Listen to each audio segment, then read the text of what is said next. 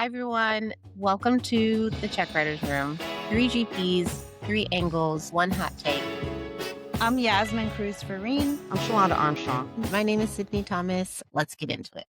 To kick us off, we're going to dig into a bit of what it looks like when corporations get involved into the startup ecosystem and how founders can really take advantage of working with these corporations. I'm going to introduce Denise really quickly here so that you all get to know how amazing she is. She runs the Global Startups program at Zendesk. And if you're not familiar with Zendesk, it's because it's a B2B company that helps other companies deliver customer service to handle support tickets, live chat, and now AI agents.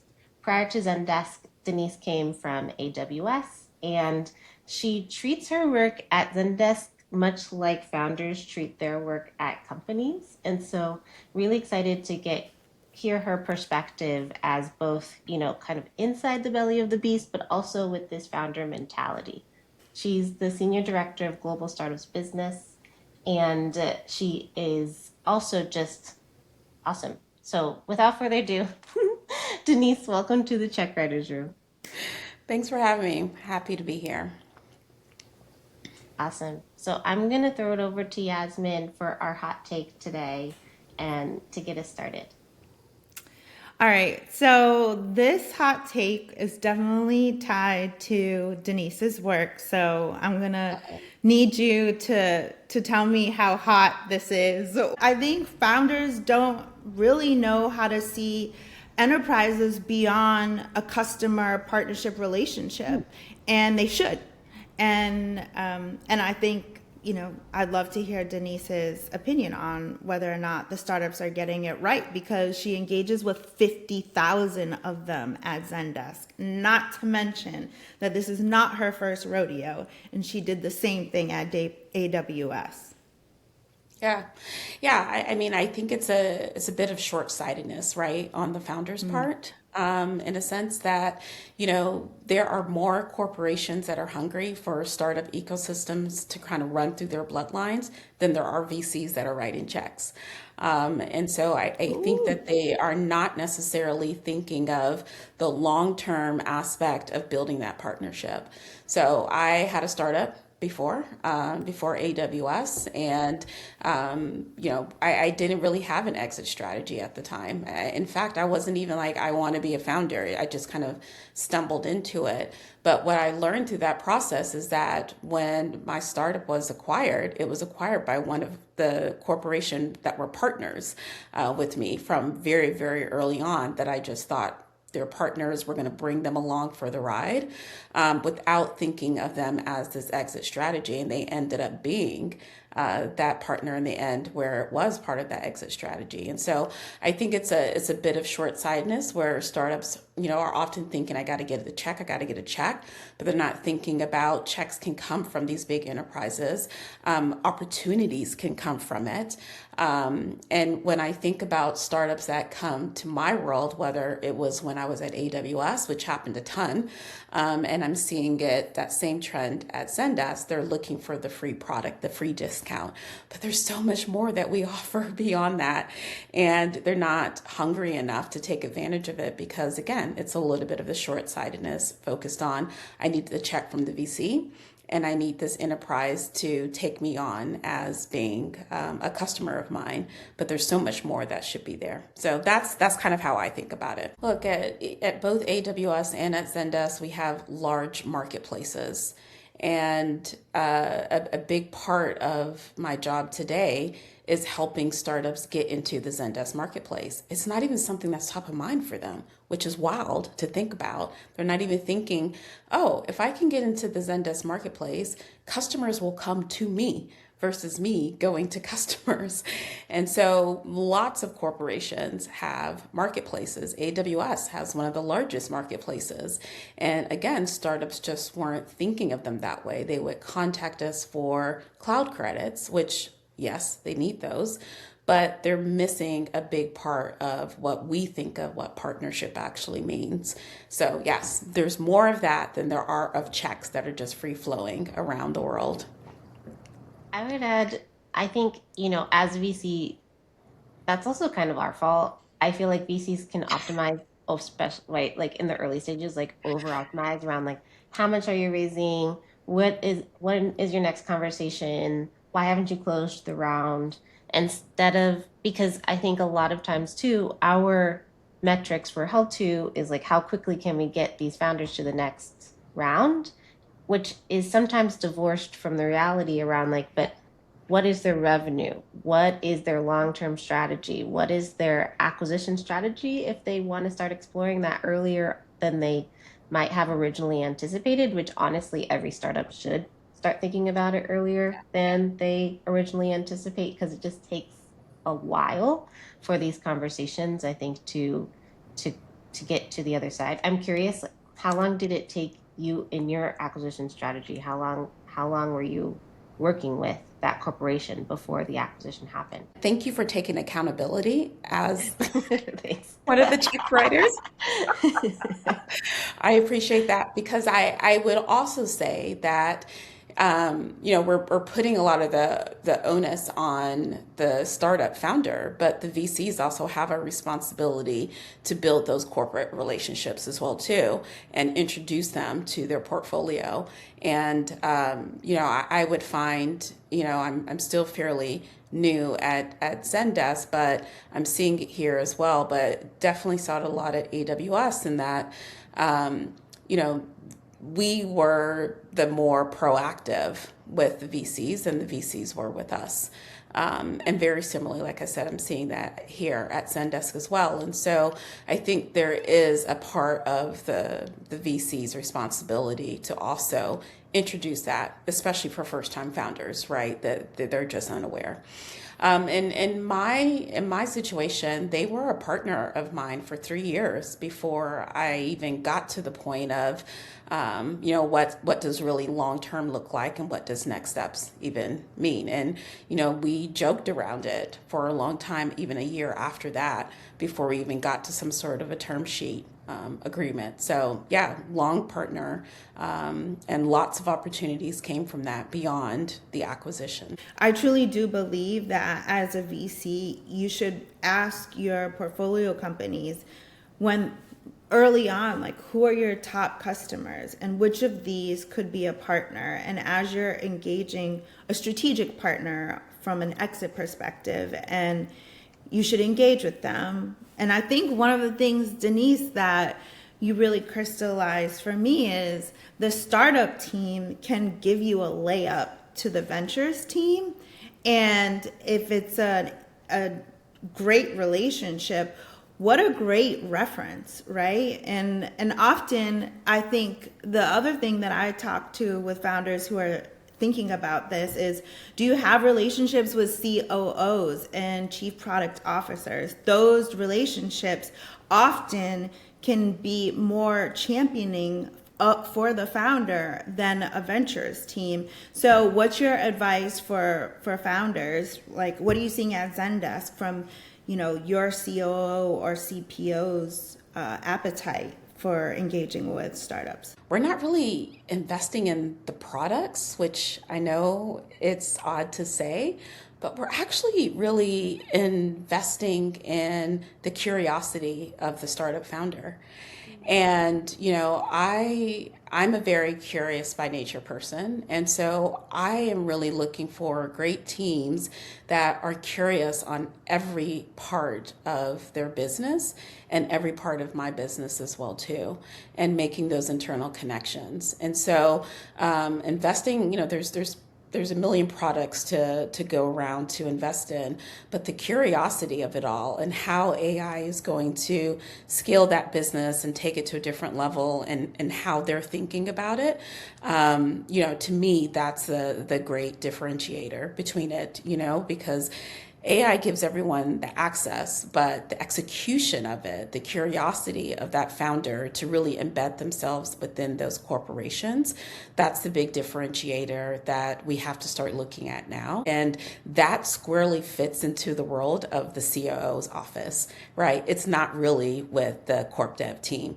the COO is really the curiosity. They're trying to figure out how they can make their business run smoother, run faster, more efficient, and they need teams and startups that want to be part of that and can help them move the needle a lot faster and more efficient and scale it. And so to me, those are the teams that you really want to get super, super close with.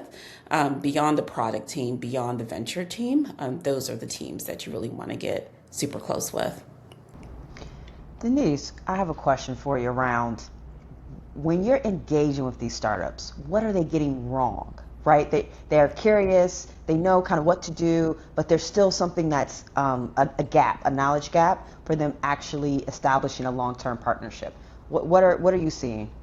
Yeah, I mean, I think it kind of goes back to what I mentioned before about they're looking at the very surface level of what we're offering on the website, but they're not thinking about how does Zendesk run its business? How does, what does the internal look like? What are all the different teams? And I think give you a good example. There was a startup that we were working with probably maybe, gosh, a couple weeks after I had first got here. They're a YC startup, and they're building a tool for, I won't share who they are, but they're building a tool that would support a marketing infrastructure to help them run a lot smoother and faster, leveraging AI for building content, editing videos, et cetera, those types of things. I mean, Zendesk is built around the idea of telling customer stories. And they were very much just thinking about how do I support my customers and answer tickets, which totally makes sense, right? They have this big internal issue. They weren't using AI agents at the time. They just had like a simple chat bot, and now they're ready to kind of move to that next stage. So of course they wanted to talk to us about it. But they're also not thinking about, gosh, okay, here's also this company that is built around delivering great customer experience. And part of that is really driving this marketing engine to tell these amazing customer stories. They must make millions of customer videos that they have to go and edit, but they never ask for an introduction to our marketing ops. They never asked what sort of products we're using to edit our videos, right? And so not that they needed to sell us on using them or becoming a customer of theirs, but they didn't take advantage of the opportunity to even think bigger and broader about what a true partnership could look like. Denise, can you introduce me to your CMO? I want to better understand how your marketing organization is running today, and maybe we can do some pilots, or maybe I can get internally with the teams and run a few things so we can kind of product test what some of our roadmap looks like. So there was a lot of those things that I feel are just constantly left out of the conversation with startups, and they're not thinking about the bigger picture about what else could this company do to kind of help them move the needle. I love that because I think that's so often we see founders get very focused on what they need that's right in front of them and not really thinking about where are you trying to grow and take this company and what different levers can you pull there. Yeah, exactly. And I know it's tough, right? Like I've been through it myself, and there's a gazillion things that you have to work on, right? And I do think it boils down to just prioritization and thinking about whatever your end goal is. And if my end goal is to scale my business, hit product market fit, it may not necessarily just be getting a VC check to do it. How else can I get there? What other options could I explore through corporate partnerships that allows me to get to that next level? I love this. I think I'm going to close out this segment because there's so many more nuggets here, and I think we can take them into some of the other segments too, around, just to sum it up a bit, just how VCs can be more supportive to their founders in having that broader, longer term vision really early on. And also how startups can be really creative about who they're working with within some of these corporations to think about how do they actually want to scale their business. And I think, Yaz, your hot take is spot on.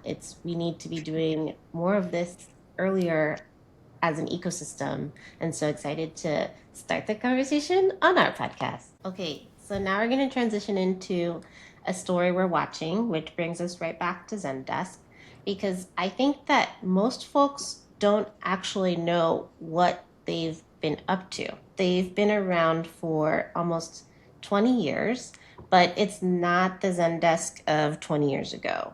They're actually running a $200 million AI business with a roadmap to achieve 1.5 billion by 2028.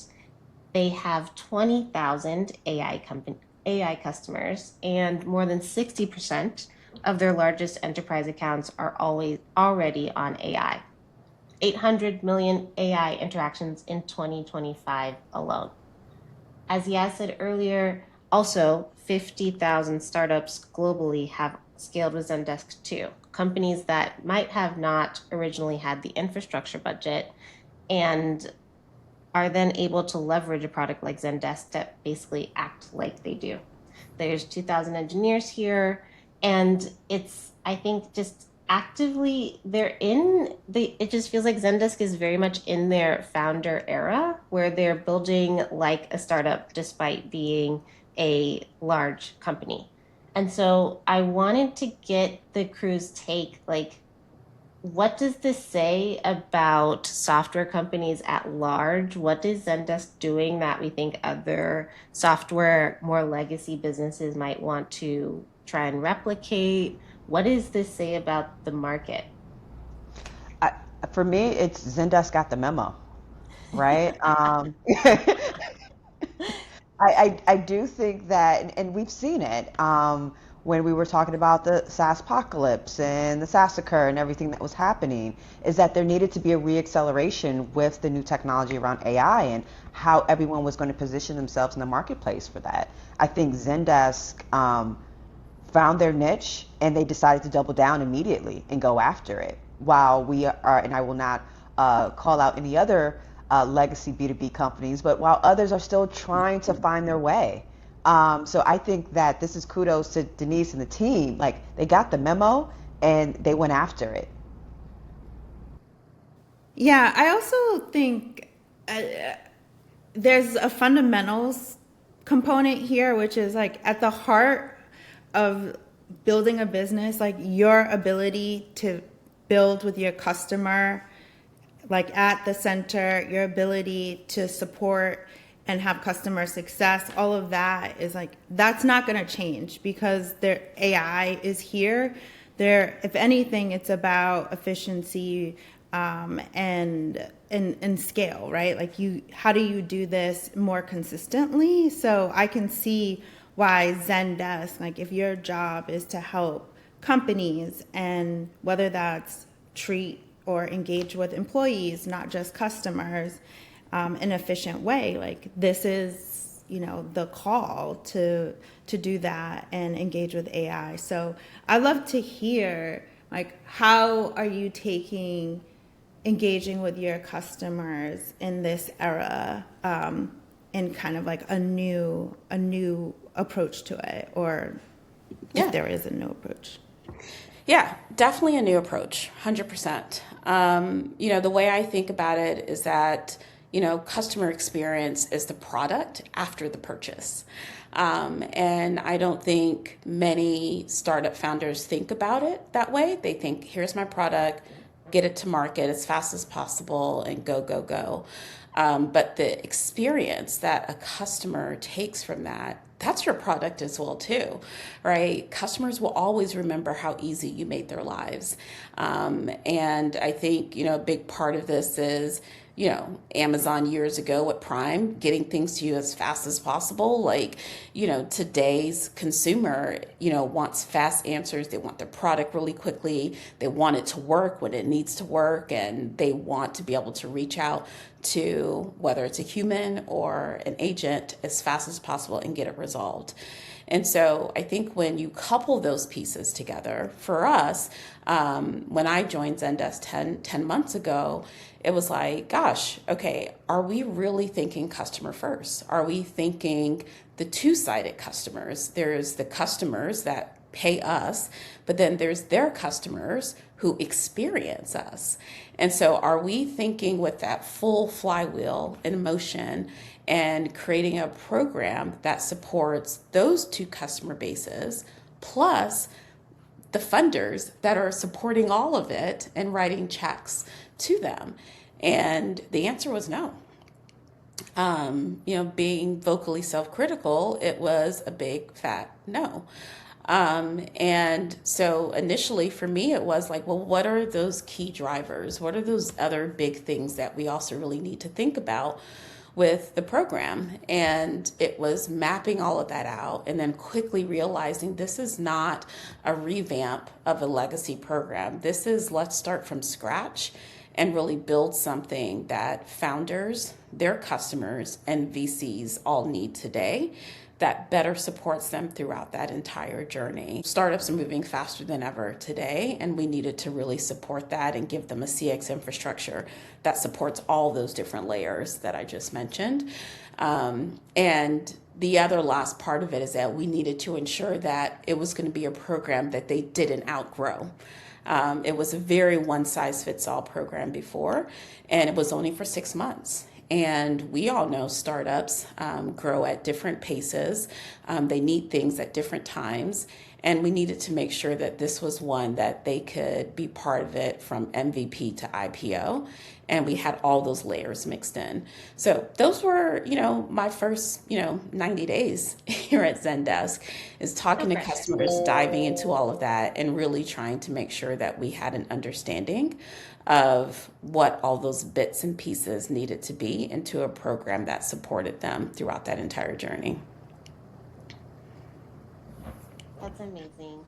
For us at Zendesk, it is very much the startups of today or the enterprises of tomorrow. And we don't win if we don't have them. And so we're putting a lot in our basket to support that group. Because we know that they need it and they're going to move as fast as possible if they have it.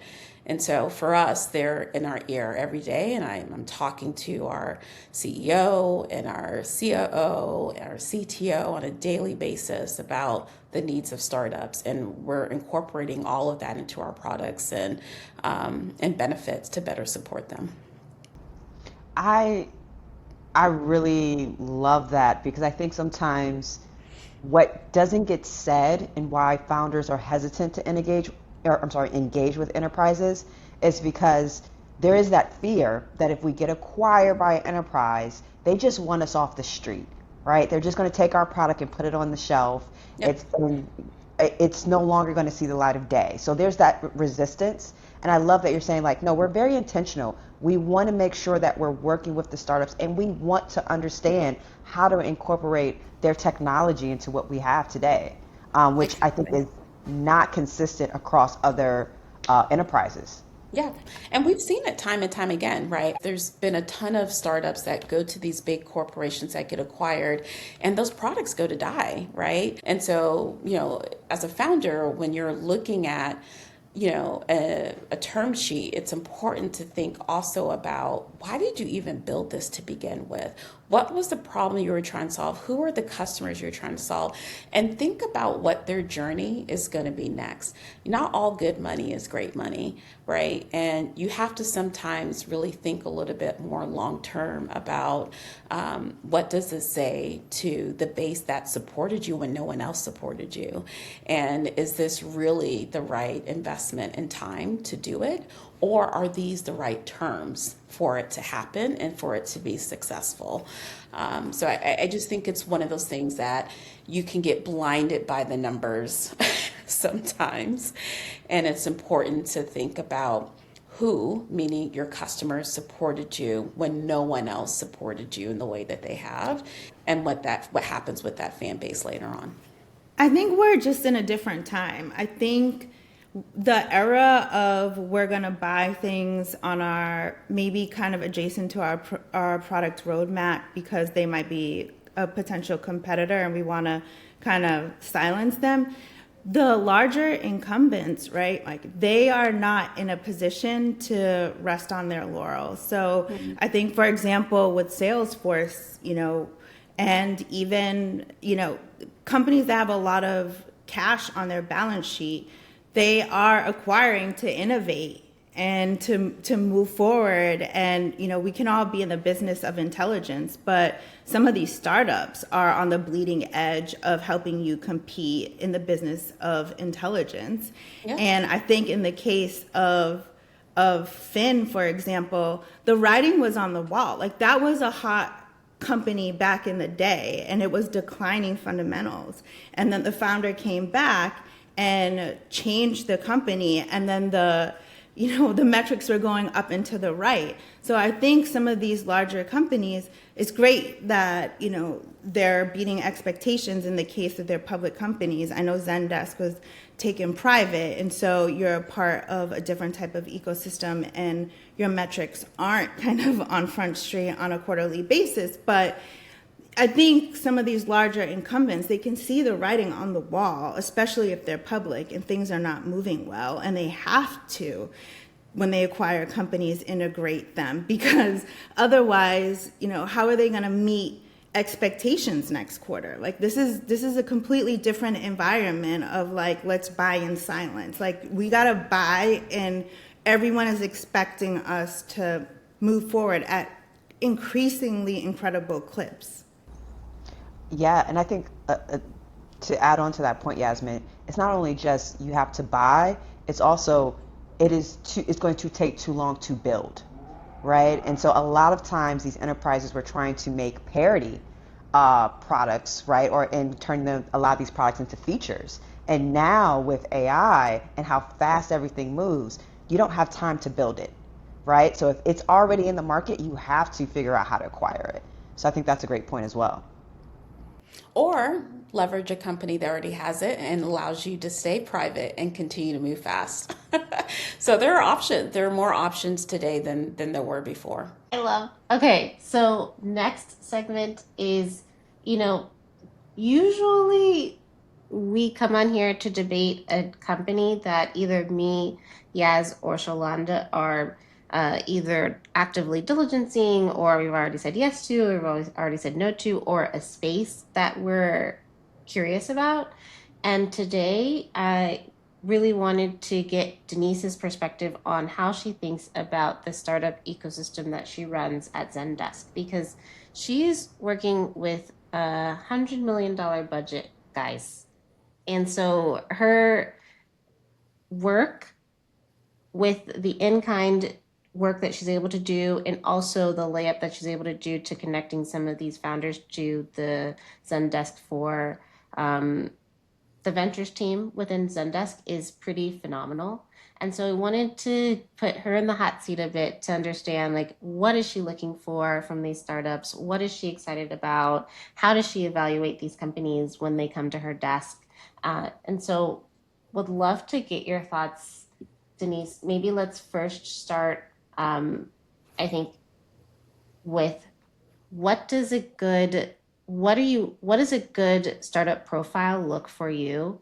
Like what do you need to see for you to get involved with or explore working with these startups with your Zendesk for Startups program? Yeah. So I'll share just some of the basic criteria we look for, and then I'll also then share kind of my POV on it.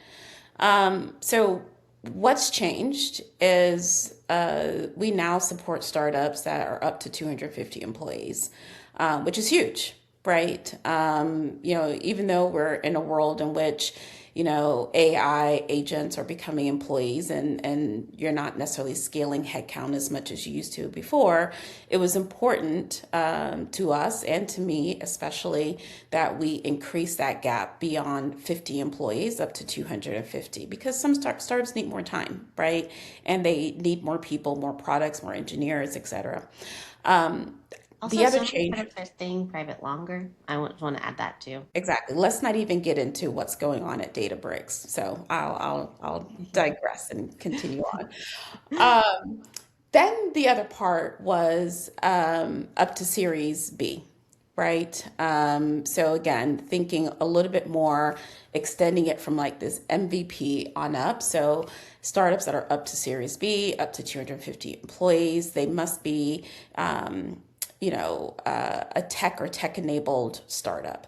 And then younger than 10 years. It was 5 before. Now we're going up to 10 years because, again, like you just said, sometimes it's taking longer and they're staying private longer. So that's just kind of like the core pieces of what we look for from a criteria of what to get into the program. Beyond that, I do tend to lead with yes a lot. And that is more so because I am curious on what they're going to do. I'm looking for startups that are hungry. I'm looking for startups that are curious. I'm looking for founders that are really trying to change the world and do something completely different. I'm looking at AI native startups mostly, right?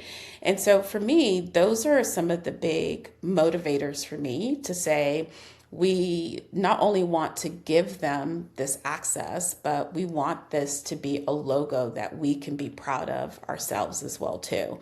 And so we want to be able to do customer stories. We want to be able to put them on stage and speak at our customer conference. And, that takes, us having a better understanding of who the founders and who the team are to be able to get them on stage. Personally, I'm also looking for diversity. I'm looking for women founders. I'm looking for Black founders. I'm looking for individuals that we don't always see on these stages and someone that I can actually really help move the needle. So those are just some of the key things that I'm particularly interested in and looking for and in helping and tell the story of their founding, of the grit, the story behind the fancy website and all of that, but like how did they actually get to the point of where they're at today? And those are the interesting stories that I love to tell through many different channels. One of your customers, a female founder company led company that I admire is Canva. And just curious, like, what was their journey like? And are they on the stage at your conference? Yeah. So obviously, Canva's been a customer of Zendesk way beyond my time of being here. But they're one of the ones I like to say that grew up with us. They started in the startup program. We helped them scale their business, and they've been a customer with us for all the years, all the way up to where they're at today. And so, to me, it's not just a story of success, but it's also a story of perseverance on both sides of, us staying close to them as a customer and them staying close to us as a solution provider and working together and learning from each other. To me, that's what makes, a solid partnership. And those are the ones that I get excited for, the ones that we can set this vision around of like, what is your long-term story and how can we be a part of it? Denise, how does a non-AI native company get your attention in today's world? I'm curious by nature. So for me, it's like, why? What's going on? Tell me how you're running your business today without AI. And why has it escaped? And so it's really about understanding the story behind it. And there could be a big reason. Maybe it's security, maybe it's a number of other different things. When an application comes to me and it's just kind of cut and dry and it's not really telling me that story, when you receive thousands or hundreds of applications, it's a hard one because sometimes those escape me. And so my ask of founders that are not leveraging AI is, one, why? But how do we take that why and put it in your pitch? Because there could be a really interesting fundamental reason why. Or it could be lack of education around it, right? Maybe they're a founder that hasn't been exposed to what AI can do. And so that makes me really interested because now I want to help them think about it that way. A few years ago, someone said, if you're not an AI company today, you're a dead company tomorrow. And, that's probably true. But there are going to still be some non-AI companies, but the ones that make it are going to be the ones that are storytellers. And there's like a real reason why they're not leveraging it, or they're leveraging it at a smaller rate than maybe others might be using it. And look, I would say that, giving some of those founders a little bit of grace in that, you don't have to know everything, right? But you do have to be willing to learn anything. And I would much rather, back someone that's like 80% there, but they have 100% certainty that they're going to get to that point. Okay, any last questions on this before we dig into what's giving us joy? Well, just how can founders get in touch with Denise and learn more about this $100 million commitment that's annually? So we're talking about 200 million in the next 2 years. They can go to zendesk.com/startups. All the information is there. They can find me on LinkedIn if they have, more interesting questions. Happy to try to connect with as many founders as I can, or my team can. But yeah, apply. They should go to the website. They should apply, tell a really good story through that. And, think of Zendesk as a partner, not just a solution provider. That's awesome. I love that. I'm definitely have some companies in my portfolio that I will definitely be sending your way. So Awesome. Okay, ladies, what's giving us joy this week? all right, can I state the obvious? So Sydney is on camera in a soccer jersey, go Mexico. And that is bringing me so much joy that Sydney is like the World Cup has taken over Sydney. Like she's into sports. I will say the goalie era. We now in America have more athletes to be excited about and watch on and off the field. And I think people are checking out the Nigerian goalkeeper for interesting reasons, and then rooting for the Cape Verdean goalkeeper for his ability to change their trajectory for that island. Being from Boston, I was listening to a podcast the other day that talked about how the World Cup is healing us. But if you're in San Diego, if you're from San Diego and if your home team is not Mexico, I really do have some questions because I just have some questions. So my home team is actually Mexico. okay, San Diego is like a province of Mexico while being a U.S. territory. Which team are you rooting for, Denise? Oh, it's complicated in my household. So, Ooh. my mom's Panamanian. My dad's from Trinidad. I was born in Germany. We have, roots in Jamaica. We got, a family in England. So it's complicated in my household. My grandmother's from Costa Rica. Like it's complicated. But I'm, as Issa Rae would say, I'm rooting for everyone Black. So Yes. Well, you guys can like other things. Not everybody's joy needs to be World Cup. Or is it? Well, I thought it was Lauryn Hill and Oh, the it was. Yeah, BET. Yes, I switched it. like I switched it. oh my That was really goodness. good. But this is Yeah, I mean, it just was amazing. Like SZA and Doechii and Common and Queen Latifah, like the whole lineup, like whoever was there, kind of like deciding the lineup, they win the prize. They brought me joy too. I love that she was there, and then also I love that Lauren actually got on stage to do X Factor.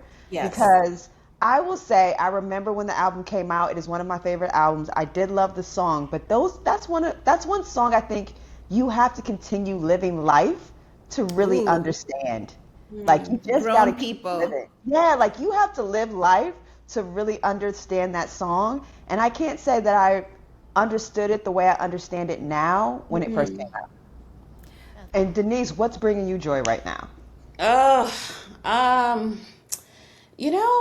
I have been putting off for years my my backyard and my back patio. And it seems silly, right? But it is bringing me joy that it's now officially done. I don't know what it is, and I don't know if you all have experienced this, but I've had such a rough go with landscapers and pulling together my vision. Yeah. And so finally, using AI, I designed it myself. I got someone to come out.